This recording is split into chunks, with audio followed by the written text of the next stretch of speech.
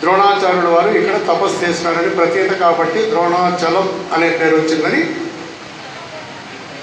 చరిత్ర చెబుతుంది.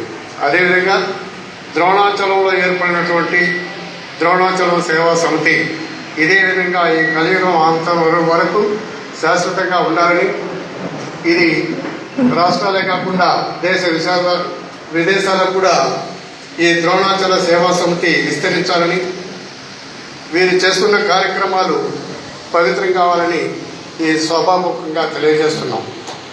మేము అమ్మఒడి అనే సంస్థను స్థాపించి 15 ఏళ్ళు పూర్తవుతోంది.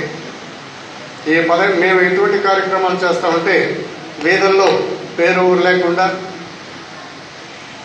మలమూత్రాలతో నడవలేని పరిస్థితుల్లో లేవలేని వారిని మాత్రమే మేము సేకరించి వారికి అన్ని సదుపాయాలు కల్పించి వైద్య సహాయంతో పాటు వారు చనిపోయినప్పుడు వారి దహనక్రియలు అంటే మామూలుగా కాదు, గ్రాండ్గా ప్రతి ఒక్కరికి గ్రాండ్గా చేస్తాం. 11, 13 రోజు పెద్ద కర్మలు చేస్తాం. సంవత్సరానికి ఒకసారి వాళ్ళ పేరు మీద పిండ ప్రదానం చేస్తాం మా టీం అంతా.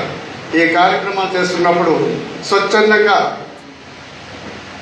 చిత్తూరులోని సంపన్న కుటుంబీకులు మా సంస్థలో చేరడం, కార్యక్రమాలు చేసి అందరూ పాల్పంచుకుంటున్నారు. ఇప్పుడు నేను ఇక్కడ బయలుదేరి వచ్చినప్పుడు సాయంత్రం 6 గంటలకు మా దగ్గర ఉన్న ఒక తాత చనిపోయినాడని ఫోన్ వచ్చింది. కానీ ఈరోజు 11 గంటలకు అంత్యక్రియలు జరిగిపోయినాయి.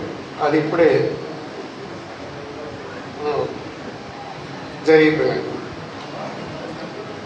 మేము ఇప్పటికీ ఈ రోజుతో పాటు నేను ఉన్నా లేకపోయినా అక్కడ నుండి టీం అంటే అందరూ 18 మంది మేము బయలుదేరినాం రావాలనుకుని, నిన్న అనివార్య కారణాల వల్ల సగం మంది నిలిచిపోయినారు. కాబట్టి ఈరోజు అంత్యక్రియలు అక్కడ సక్రమంగా మిగతా టీం నిర్వహించారు. మేము ఇప్పటికీ 505 మందికి ఈ రోజుతో పాటు దహనక్రియలు చేశాము. 2 అమ్మాయిలు